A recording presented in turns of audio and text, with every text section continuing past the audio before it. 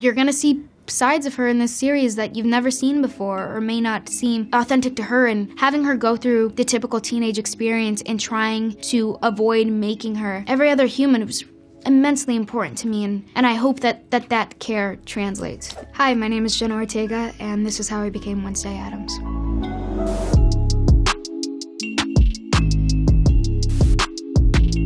I first heard about the role of Wednesday shooting a horror film with A24 called X, and I got an email one day that Tim Burton wanted to meet with me for the role of Wednesday Addams. I was pretty taken aback. I didn't know if he had any familiarity with who I was, but then also Wednesday I actually was compared to my entire life, so it was just kind of a weird circumstance. I kind of felt like I was being pranked or something. I was always compared to Wednesday, because I'm very dry, and I don't think people can tell when I'm being serious or when I'm being sarcastic. And I didn't think it was that bad until we were on set sometimes, and Tim might say, oh, that was dark.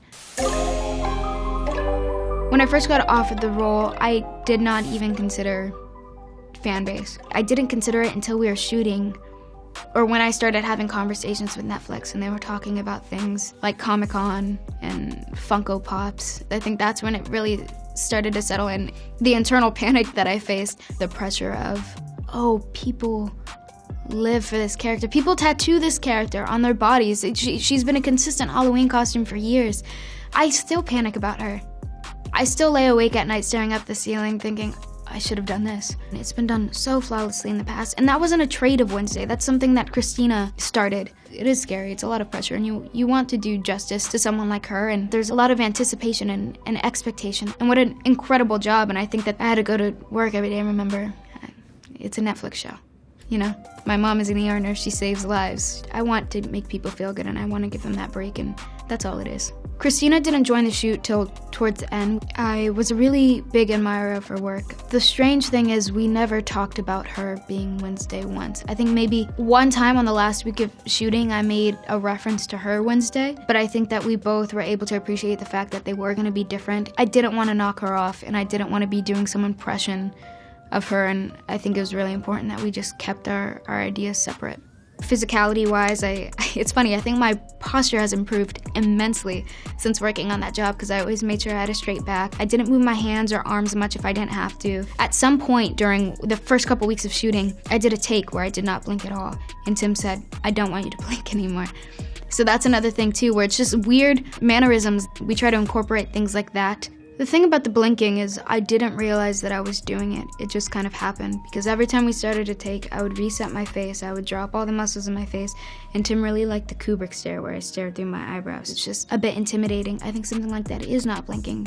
Clearly it struck something with him, and I trust his opinion so much because he's Tim Burton. It's funny watching him work. When he genuinely appreciates something, he gets excited like a kid. And I also didn't want to seem like I was doing too much with my voice, but I think that there is something about her that is formal. I mean, she's so intelligent. She has incredible vocabulary. I'm stubborn, single-minded, and obsessive, but those are all traits of great writers. And serial killers. I kind of altered my pitch a little bit, I think at times, and also the way that I pronounce certain words. I know that they wanted to bring some sort of realistic aspect to her and make her more of a human being. So I tried, and maybe in more dramatic scenes or more intense scenes, to kind of drop it a little bit. Attempted murder charges.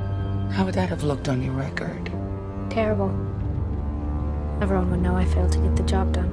A normal day on the set of Wednesday. I would wake up around 4:30. I would be picked up around 5:20-ish. So I get dressed, then I go to hair and makeup.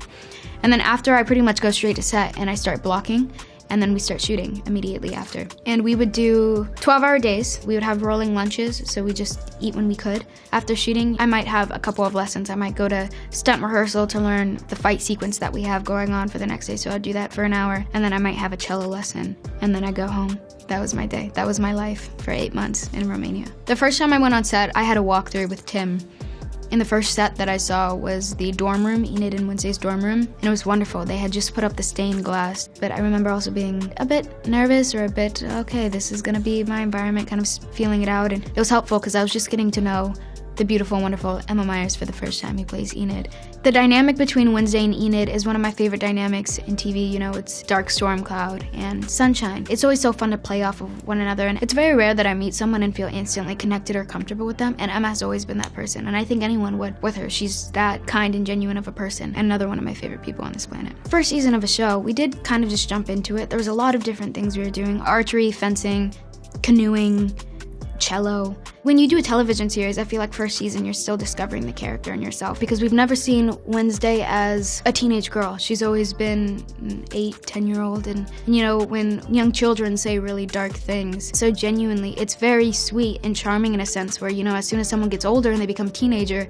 it's kind of nasty. It's a weird game to play, especially when all anybody wants to see is Wednesday be rude. That's kind of the charming thing about her. She says what everybody wishes they could say. When I look at you, the following emojis come to mind: rope, shovel, hole. It was something that I tried to play too at certain beats of the show, where if she did have disagreements with someone or something she did do to somebody else was inconsiderate, it was never coming from malicious intent, but just genuine misunderstanding, bringing that layer of innocence back, or genuine appreciation for all things a bit more gothic. But we've never spent this much time with Wednesday. She's always been the one-liner, she's always been the one-off, and you're gonna see sides of her in this series that you've never seen before or may not seem authentic to her, and having her go through the typical teenage experience and trying to avoid making her every other human was immensely important to me, and I hope that care translates. I do remember though, in the second episode, I'm playing with this telescope and I'm seeing something in the water,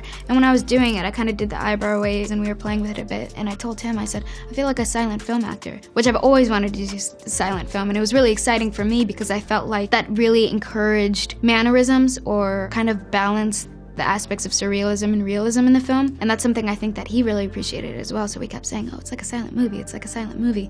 And I think tackling something like that in that way, because they can be very theatrical and dramatic and intense, and that is what the Addams Family is, but it is a hard thing to play with an expressionless character. And also to have an emotional arc as a character and push a series forward. I think something that we tried to do when we were shooting though is with every take we would try different versions. We would do the flat version, we'd do a version with vocal inflection, a version with expression, so much trial and error, all on camera too. I appreciated Tim too, because if I told him, I said, hey, be straight with me, is this awful?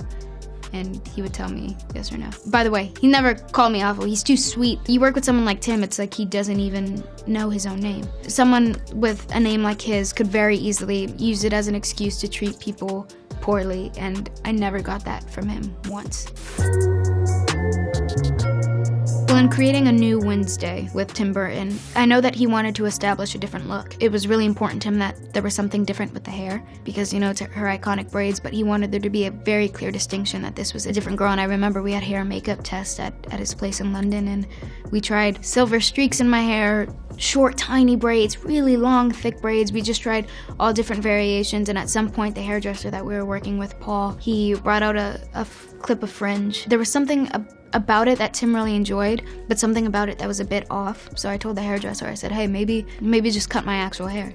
He said, are you sure? And I said, hey, if we have time to grow it out, we have time to grow it out, whatever, let's just see. And then he loved it, and that was something that we married and we stuck to, and I remember him being very peculiar and specific about the look. You look a little pale. Please excuse Wednesday. She's allergic to color. I think a big part of Wednesday's color, some of it does play in filter. There was a little bit of makeup, but I spent so much time in Romania, and it was winter, that it got to a point where they used to put makeup on my hands and things like that, and they just stopped. I would ask the makeup artist, like, hey, you don't think I need more? And she said, no, it's kind of almost matching your skin tone now. I lost all melanin.